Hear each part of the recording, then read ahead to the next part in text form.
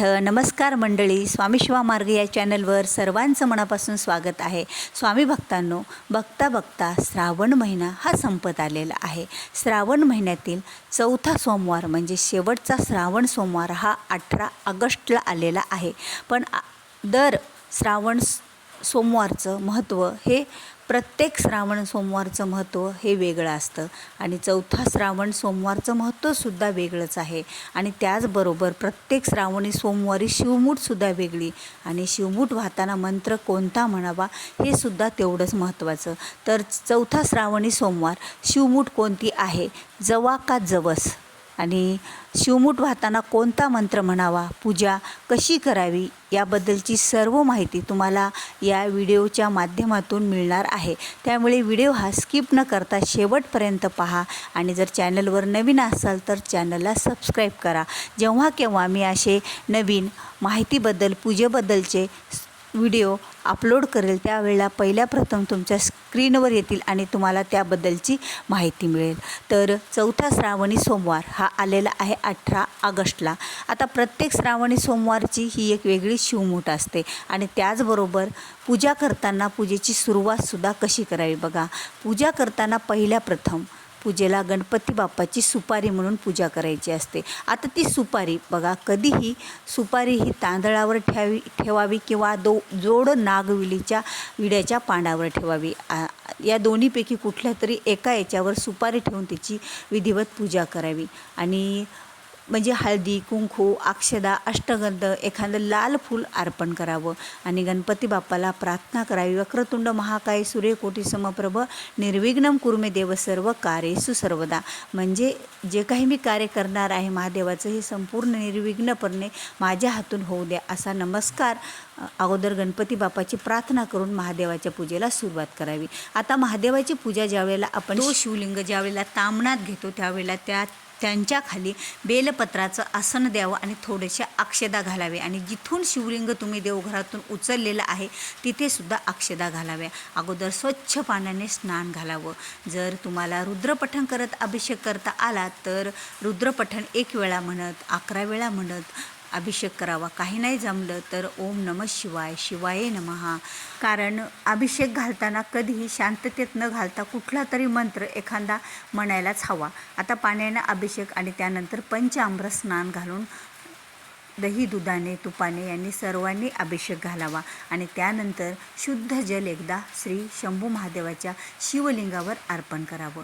आणि बघा, कधीही ज्या वेळेला आपण अगोदर स्वच्छ पाणी त्यानंतर पंचामृत स्नान त्यानंतर परत स्वच्छ पाणी असं श्री शंभू महादेवाला शिवलिंगाला स्नान घालावं। त्यानंतर एका चौरंगावर पाटावर ताटामध्ये शिवलिंगाला ठेवावं आणि त्यांना परत खाली पान ठेवावं, ते म्हणजे बेलपत्र, आणि त्याच्यावर अक्षदा टाकून शिवलिंग स्थापन करावं आणि हळदी कुंकू अक्षदा अष्टगंध ह्या सर्व गोष्टी शिवलिंगाला अर्पण कराव्या।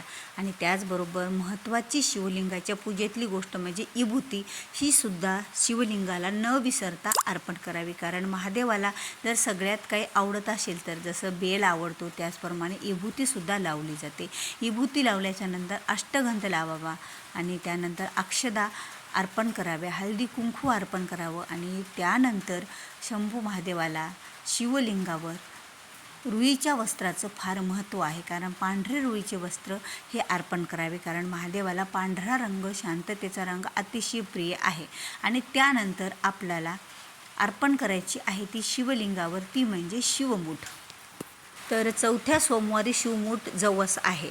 जवस हातात घ्यायचं शिवमुठीमध्ये आणि हा मंत्र म्हणायचा, शिवा शिवा महादेवा माझी शिवमूठ ईश्वरा देवा, मनातील इच्छा पूर्ण करा, नंदा भावजया जावा, कुणाची नावडती असेल तर आवडती कर रे देवा, असं म्हणावं आणि शिवमूठ ही शिवलिंगावर थोडी ओली करून अर्पण करावी। मोठं अर्पण झाल्याच्या नंतर बेलपत्र अर्पण करावे। आता बेलपत्र जर 108 मिळाले तर शिवनामावली म्हणत बेलपत्र अर्पण करावे। जर बेलपत्र तुम्हाला 108 नाही मिळाले तर ओम नमः शिवाय, शिवाय नमः असं म्हणत बेलपत्र अर्पण करावे आणि त्यानंतर पांढरी फुले ही शंभू महादेवाला अर्पण करावी आणि जी काही मिळतील ते फुलांनी श्री शंभू महादेव हे छान आपले सजवून घ्यावे आणि त्यानंतर धूप आणि दीप ज्या वेळेला आपण दाखवतो त्यावेळेला मंत्र म्हणायचा असतो, तो म्हणजे धूपम आग्रयामी दीपम दर्शयामी असं म्हणत धूप आणि दीप हे 5 वेळा ओवाळून घ्यायचं. आणि 5 वेळा ओवाळताना जेवढ्या वेळा म्हणता येईल तेवढ्या वेळा म्हणायचं. धूपम आग्रयामी दीपम दर्शयामी धूपम आग्रयामी दीपम दर्शयामी आणि जातो तो म्हणजे नैवेद्य. कारण संपूर्ण पूजा झाली, आरतीच्या अगोदर नैवेद्य दाखवावा लागतो. नैवेद्य जर त्यावेळेला पोळी भाजी काही जे मलिदा असेल केलेला असेल स्वयंपाक तुमचा तर दाखवा, नसेल तर कुठलाही एखादा गोड पदार्थ नैवेद्यामध्ये आपण दाखवू शकतो, जसं की खडीसाखर, पेढा, गूळ काही पण. आणि 3 वेळा गायत्री मंत्र म्हणत पाणी फिरवावं. ओम प्राणाय स्वाम आपणाय स्वाम व्यानाय स्वाम ओम उदानाय स्वा.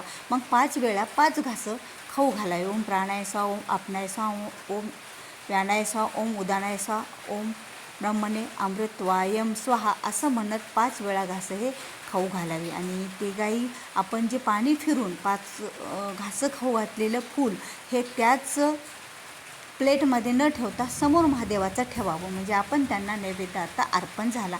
आणि त्यानंतर आरती करून घ्यावी. आता आरती ही गणपतीची करावी, त्यानंतर महादेवाची करावी. आणि जर तुम्हाला कुलदेवीची म्हणजे देवीची आरती येत असेल तर ती आरतीसुद्धा म्हणा. तांदळावर कापूर ठेवावा आणि महादेवाच्या पूजेमध्ये म्हणजे आरतीमध्ये कापूर हा आवश्यकच असतो. कर्पूर गौरम करुणावतारम संसार सारंग भुजंगधारम सदा वसंतम हृदयार वंदे भवम भवानी सहिताम नमामी असं म्हणत कापूरसुद्धा ओवाळून घ्यावा. कारण कापराने ज्या वेळेला आरती करतो त्याच वेळेला शंभू महादेवाची पूजा ही पूर्ण होत असते. झाल्याच्या नंतर आपल्याला शक्य असल्यास शिवलीला अमृतातील 11वा अध्याय रुद्र अध्याय पठण करावा किंवा शिवस्तुती पठण करावी किंवा शिव महात्म्य पठण करावं. जेवढं शक्य असेल ते एखादा शिवमंत्र म्हणावा. कारण आणि सगळ्यात शेवटी 11 वेळा हा मंत्र म्हणावा. शिवहर शंकर नमामि शंकर शिवशंकर शंभो हे गिरिजापती भवानी शंकर शिवशंकर शंभो हा मंत्र म्हणून पूजा ही पूर्ण करावी. तर भेटूया पुन्हा अशाच एका नवीन व्हिडिओसोबत.